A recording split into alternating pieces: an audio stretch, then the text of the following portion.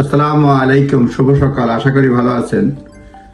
আজকে নিউজ পেপারে অনেকগুলি সংবাদের মধ্যে যে নিউজটা শেয়ার করতে, সেটা হচ্ছে যে আমরা জানি কথাবার্তা চলছে, ফ্রান্সের সঙ্গে যে চুক্তি হয়েছে সেই চুক্তিটা গতকাল থেকে কার্যকর হয়েছে। তো গতকাল যারা সাগর পাড়ি দিয়ে আসছে তাদের, বিশেষ করে তাদের মধ্যে ফ্রান্সে ফেরত পাঠানোর জন্য আইডেন্টিফিকেশন চলছে। কাকে কাকে ফেরত পাঠানো যায় সে ব্যাপারে আইডেন্টিফিকেশন চলছে। অন্যদিকে ফ্রান্স থেকে যারা আসবে তাদের জন্য একটা অনলাইন পোর্টাল রেডি করা হয়েছে এবং সেখানে যারা আসতে চায় তাদেরকে মানে ইন্টারেস্ট শো করতে হবে।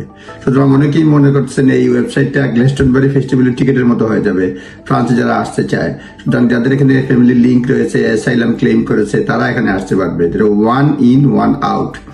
যারা ডিঙ্গি নৌকায় আসবে তাদেরকে সপ্তাহে 50 জন ফেরত পাঠানো হবে এই নতুন ওয়ান ইন ওয়ান আউট স্কিমের মাধ্যমে। সুতরাং আপনার যারা আসবেন ফ্রান্স থেকে তারা অনেকটাই খুশি, কিন্তু এখান থেকে যারা যাবেন তাদের জন্য খুশি সংবাদ না।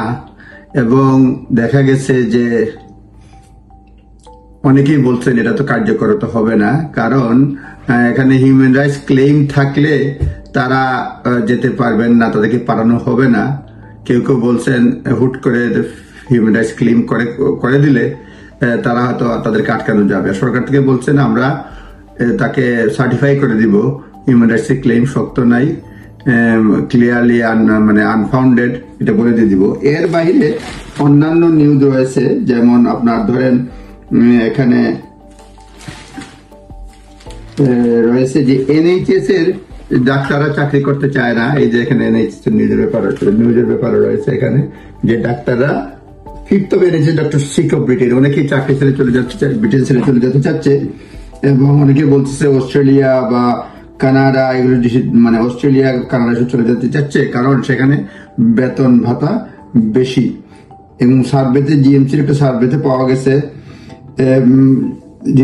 মানে 2/3 অফ মানে ডাক্তার moving about to wanted to higher pay, তারা হায়ার পে পেতে চায়, সেজন্য যাবে। আর অনেকগুলো কারণ রয়েছে, এখানে ট্রেনিং নাই, প্রমোশনের ব্যবস্থা নাই, আর এরপরে এখানে ব্যুরোক্রেসি অনেক বেশি, এই জন্য তারা চলে যেতে চায়। আর অন্যান্য এই যে যেটা বলছিলাম মাইগ্রেন্ট রিটার্নস মিডল অফ, দেখেন প্রথম দিকে headline, migrant Returns in a model on day one, প্রথম দিনেই একটা মানে বেড়াতনা লাগে গেছে আর কি। সুতরাং আর অন্যান্য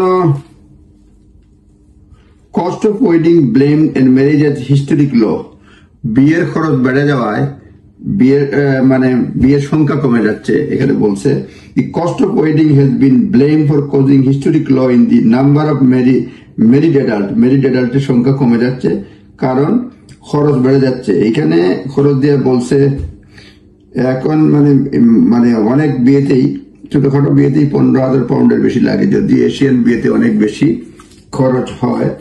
আর নিউজের মধ্যে আপনার ঢাকার নিউজ একটা রয়েছে, আপনাদের সঙ্গে শেয়ার করা যায়, যেখানে বলা হয়েছে যে বাংলাদেশে এই দেখেন এই নিউজটা হেডলাইন আপনারা নিজেরাই পড়ে, মিরর টাইমসে আসছে এই নিউজটা, লেখছে joint distribution in Dhaka 1 year on from revolution, বিপ্লবের 1 বছর পূর্তি দিয়ে নিউজটা আসছে এখানে।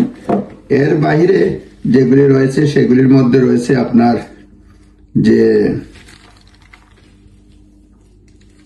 গতকালকে বার্মিংহাম এয়ারপোর্টটা শাটডাউন ছিল কিছুক্ষণের জন্য, সেটা বলছে, এখন আছে কিনা জানি না। আর বলছে এআই এর কারণে ফ্রড বেড়ে গেছে। এখানে ফ্রড মানে এআই দিয়েও মানুষকে ইম্পারসোনেট করে, ইমপ্রেস করে, যার ফলে ফ্রড বেড়ে গেছে। আজকে না বলি ইমিগ্রেশনটাই বেশ গুরুত্বপূর্ণ আর এনএইচএস এর ক্ষেত্রে। আর বলছে যে বিভিন্ন মানে ইউনিভার্সিটিতে এইবার কিছু কম সংখ্যক রয়েছে, অনেক মানে ছাত্র মানে সিট রয়ে যাবে, কারণ অনেক ইউনিভার্সিটিতে ছাত্ররা মানে একজন ছাত্র 1-এর অধিক অফার পেয়েছে, যেটা আগামী বৃহস্পতিবারে রেজাল্ট বের হবে ইউনিভার্সিটি ভর্তি হওয়ার আগে। সুতরাং সেই ক্ষেত্রে তারা বলছে যে ইউনিভার্সিটি প্লেসেস ফর 95% অ্যাপ্লিকেন্ট, এবং এ লেভেল রেজাল্ট বের হবে আগামী বৃহস্পতিবারে, এবং অনেকেই এবং এখানে বলছে যে 17 of 24 Russell group universities courses on offer, তারা ফিউ অফার রয়েছে। এরপরে আরো কিছু কিছু বিষয় লেখছে তারা, যে ইউনিভার্সিটি গুলাতে অনেকগুলি সিট খালি থেকে যাবে কারণ স্টুডেন্ট গুলা একাধিক ইউনিভার্সিটিতে অফার পেয়েছে। এছাড়া অনেকগুলো নিউজ আছে, জাস্ট শেয়ার করলাম যেগুলি আমার কাছে গুরুত্বপূর্ণ মনে হলো। ভালো থাকবেন, আসসালামু আলাইকুম।